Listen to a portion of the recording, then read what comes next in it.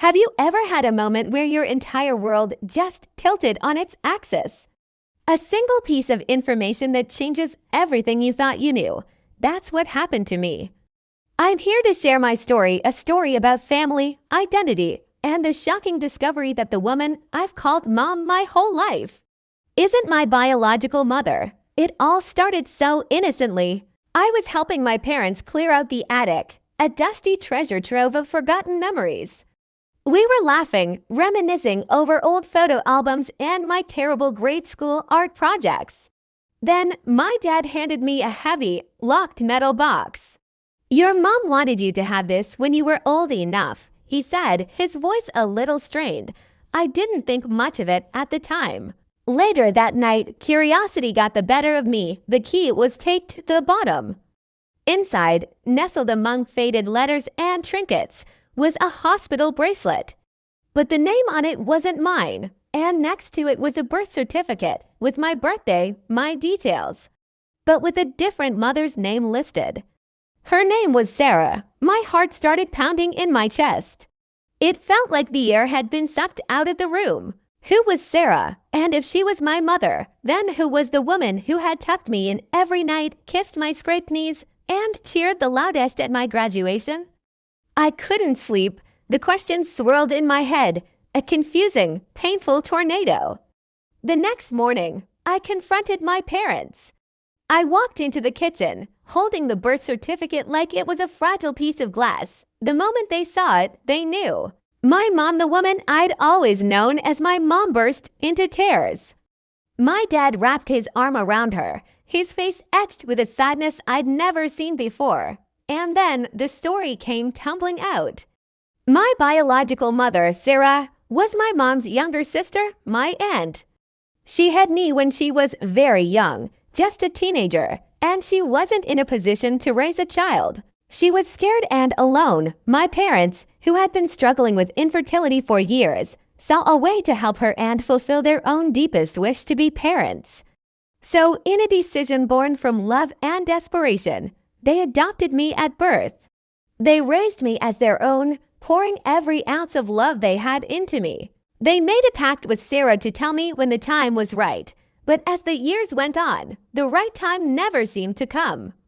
They were terrified of losing me, of breaking the perfect family bubble they had created. Hearing this was overwhelming. I felt a strange mix of emotions. There was shock, of course. A deep, unsettling feeling of being unmoored from my own life story. There was a flicker of anger, a sense of betrayal. Why hadn't they told me? Didn't I have a right to know who I was? But looking at my mom's tear-streaked face and my dad's trembling hands, the anger just melted away.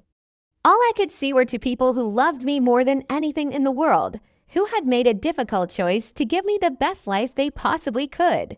Their fear wasn't about selfishness. It was about the terror of losing their daughter.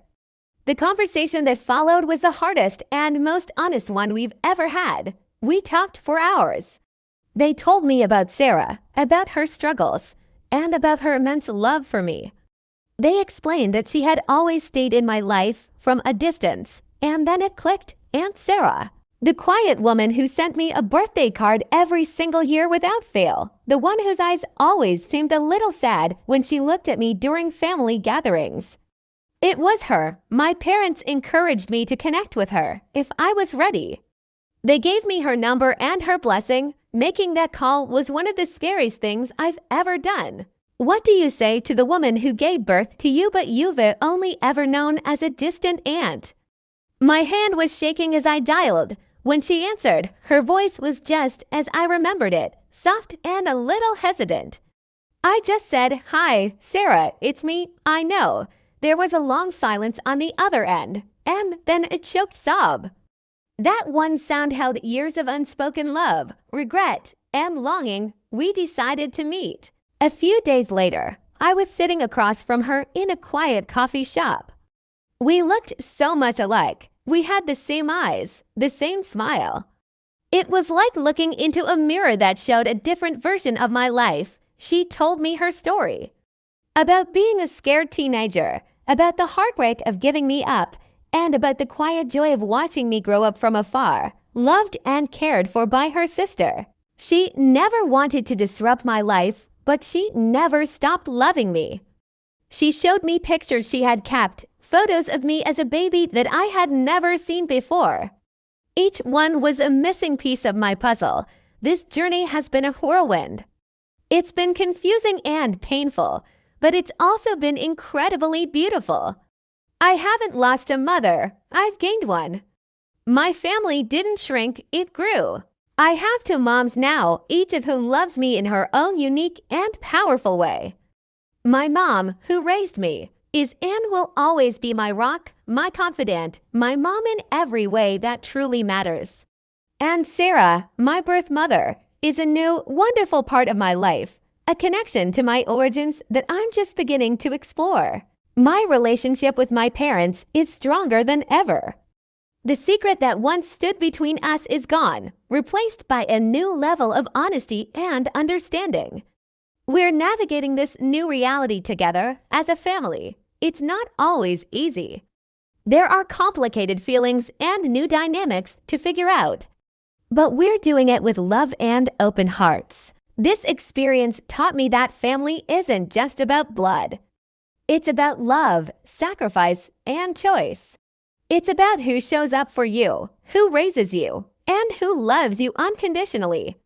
My story might be unusual, but the love that defines it is universal. My world tilted on its axis, yes, but when it settled, it was bigger, richer, and more full of love than I could ever have imagined. Thank you so much for listening to my story. It's been a really personal journey to share. If you have a story about family or identity, I'd love to read about it in the comments. And if you enjoyed this video, please consider giving it a thumbs up and subscribing to my channel for more stories. It means the world to me. Thanks for being here.